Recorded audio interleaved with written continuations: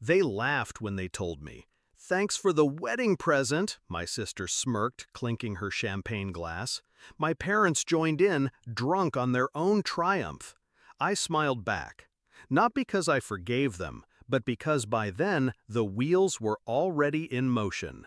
That lake house wasn't just property, it was my sanctuary.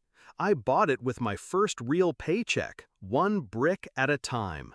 I worked weekends, holidays, missed vacations, all to build something mine. But in their eyes, it was just collateral, a resource to be repurposed for my sister's big day. She'd always been the golden child, the one they coddled. I was the reliable one, the invisible backbone holding everything up. When I was younger, I didn't mind. I thought sacrifice meant love. I thought patience meant family. But patience curdles when you realize the people you trust are carving pieces off you to feed someone else. The betrayal didn't come with a warning. I noticed the first sign when the property tax bill didn't arrive at my address. Then the title insurance company called. Routine verification, they said. Routine until I saw my sister's name where mine should have been. That's when it hit me. They'd sold the house, my house, and they didn't even tell me until it was too late. I didn't explode. I didn't scream. Instead, I let them believe I was stunned into silence.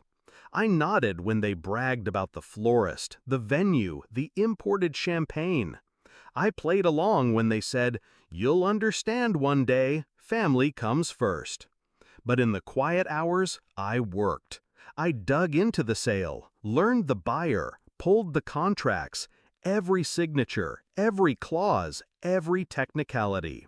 That's when I found it, the crack. They hadn't just sold it, they'd cut corners, rushed paperwork, ignored state disclosure requirements. The deal wasn't clean, which meant the house wasn't gone, not yet. I hired my own attorney, not flashy, precise. I didn't fight the sale head-on, that would have been noisy, public. Instead, I set traps in silence. First, I filed notice of a title defect. Legal limbo. No buyer wants a cloud hanging over their asset. Second, I pulled tax records, utility bills, photographs, proof that I, not my parents, had been sole financial custodian for years. Third, I petitioned to freeze the transfer, citing fraud. My parents thought the matter was closed. My sister thought her $230,000 fantasy was secure. None of them saw the storm coming. The wedding day arrived, lavish, overdone, a grotesque theater of excess. Guests whispered about the seven-tier cake, the string quartet, the ice sculpture dripping in the corner.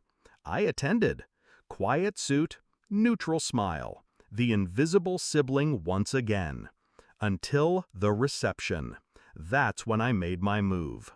The mail arrived right on schedule. I timed it.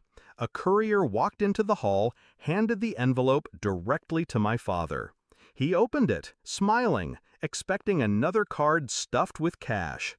Then he read the first page. His face drained. His hands trembled. My mother snatched the papers, scanning them with frantic eyes. My sister, radiant in lace and diamonds, leaned over her cake, confused. "What is it?" she demanded.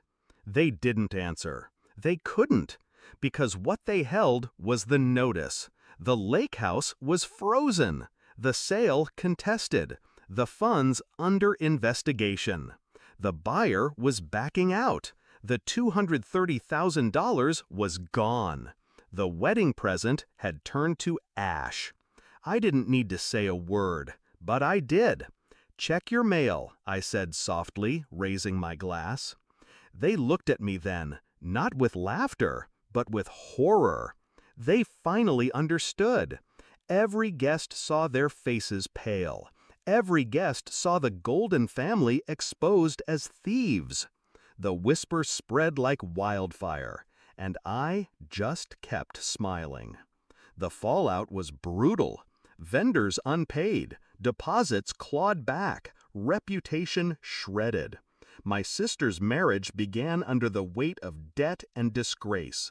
My parents tried to fight me, tried to paint me as cruel, but the paper trail told a different story.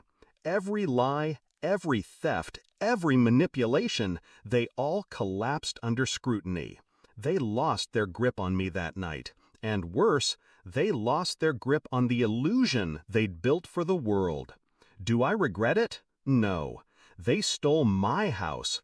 I took their pride, their comfort, their carefully staged facade. The lake house is back in my name now. The water still glitters the same way it always did. But when I sit on that porch, I'm not the same. Because I learned the cost of silence, and I learned the power of making people pay it back with interest.